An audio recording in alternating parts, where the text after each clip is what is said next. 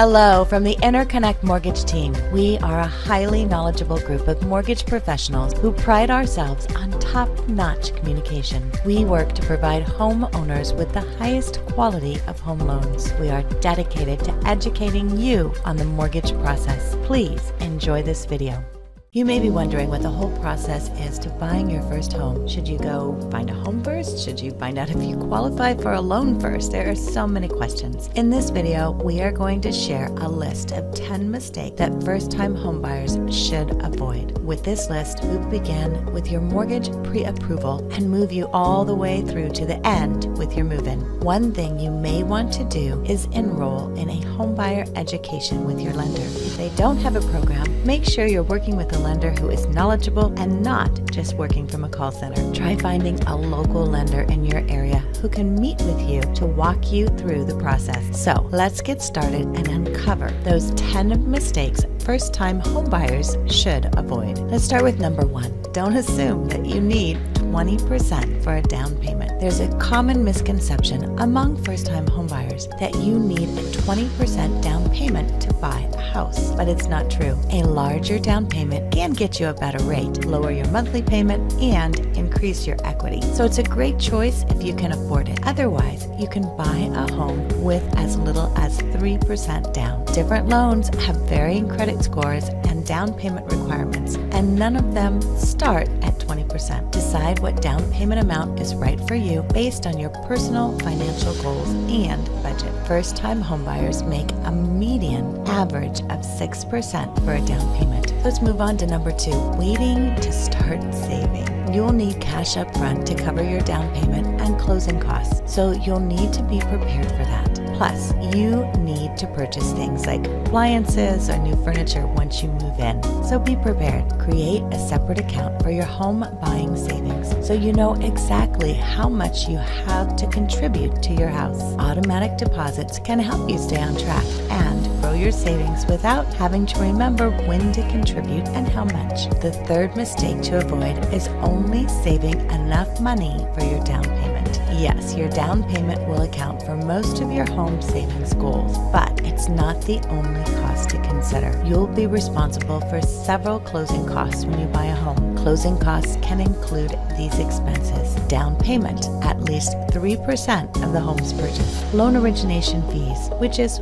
1% of the home's purchase price; title insurance. This cost varies by location. Homeowner's insurance. You'll need 1 year of premium. Private mortgage insurance, which is upfront premium or monthly payments. Property taxes, which is usually 6 months. Escrow fees is 2% of the home's purchase price.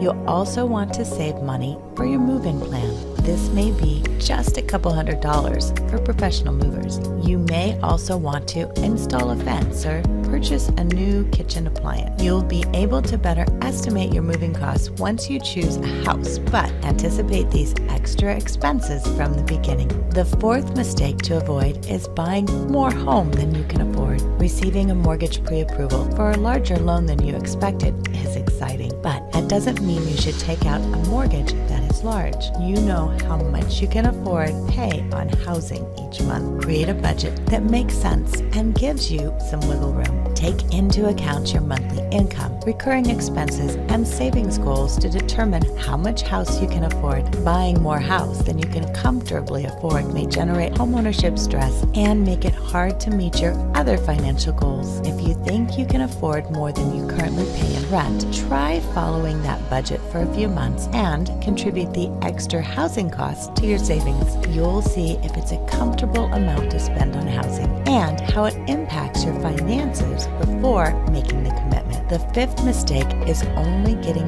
pre-qualified and not pre-approved by your lender. Mortgage pre-qualification can provide you an estimate of what loans and rates you're eligible for, but it's not a guarantee. A mortgage pre-approval letter guarantees a mortgage amount and interest rates and gives you buying power to submit an offer on a house. If you're serious about home buying, you want a mortgage pre-approval letter. The sixth mistake to avoid is buying a home without creating a long-term plan. Buying a home is probably the biggest investment you'll make in your lifetime, and you want to stay long enough to build equity. Your first home doesn't have to be a forever home, but having a long-term plan can help you choose a house that fits your lifestyle goals. Be sure to balance your long-term needs like growing a family or career goals with what you can afford and what's available in your area. The seventh mistake to avoid is passing on a home inspection. It may be tempting to save money and skip out on the home inspection, but if you are buying a home that is over several years old, you want to most definitely find out what's up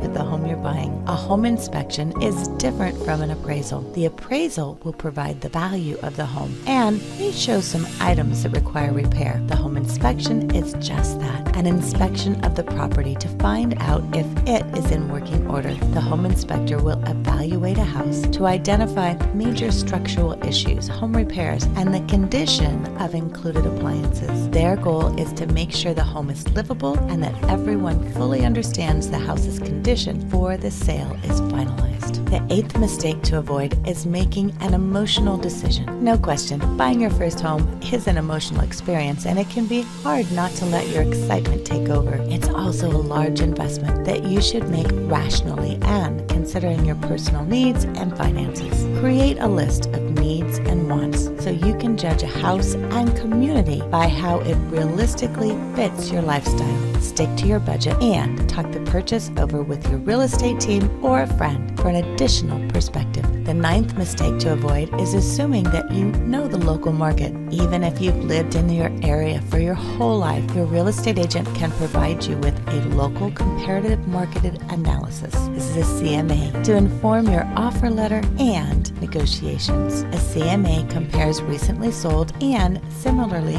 valued homes in your location to determine a fair market value. This process is separate from a home appraisal and tells you how much the home may sell for and how quickly, considering current trends. The 10th mistake to avoid is opening new or closing existing credit lines before you close. After your offer is submitted on a house, the lender will perform a final credit check before providing the mortgage loan. New credit inquiries or lines of credit could impact your mortgage total and rates, potentially delaying the closing. Be sure to work with your lender on anything you need to do, and don't make any large purchases like buying that brand new truck that you think will look great in your driveway. Buying a home requires new information and challenges, but an experienced real estate and lending team and plenty of research can help you avoid these first-time home buyer mistakes.